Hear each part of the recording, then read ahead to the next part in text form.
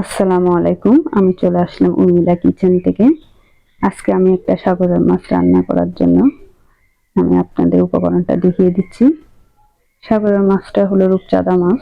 মাছটা আমি প্রথমে একটু হলুদ মরিচ লবণ দিয়ে মাখিয়ে রেখেছিলাম। তারপর একটা প্যানের মধ্যে আমি তেল দিয়ে দিলাম। তেলটা গরম হয়ে আসলে তার মধ্যে আমি মাছটা এক এক করে ছেড়ে দিচ্ছি। সাগরের মাছ আমাদের শরীরের জন্য অনেক অনেক উপকার, আমরা সবাই জানি। তাই আমাদের বাসায় প্রায় সময় সাগরের মাছ নিয়ে আসে। যখন যে মাছ আনে আমি ওই মাছের রান্নাটাই আপনাদের সাথে শেয়ার করি। এরপর মাছটা এপিট ওপিট হয়ে আসলে আমি এক এক করে নামিয়ে রাখবো। তারপর আরো কিছু মাছ ছিল ওগুলো ভেজে নিচ্ছি।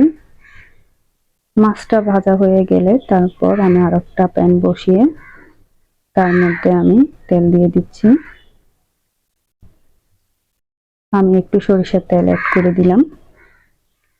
তারপর তেলটা গরম হয়ে আসলে তার মধ্যে আমি পেঁয়াজ কুচিটা দিয়ে দিচ্ছি।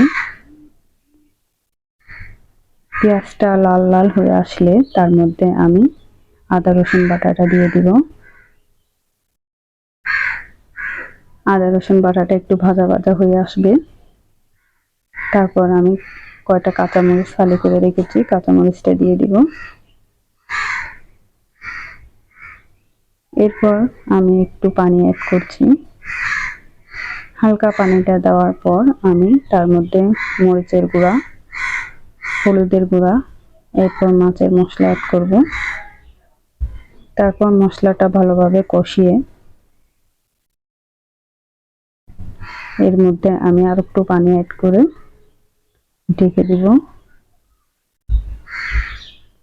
একটু লবণ অ্যাড করলাম। অনেকক্ষণ পর্যন্ত কষাবো। এ পর্যায়ে আমি চুলার আঁচটা একটু লো হিটে রেখেছি। এরপর ভালোভাবে কষানোর পর তার মধ্যে আমি পানিটা দিব। ঝোল আমার যতটুক লাগে আমি ততটুক পানিটা অ্যাড করছি। আপনারা আপনাদের প্রয়োজন মতো দিবেন।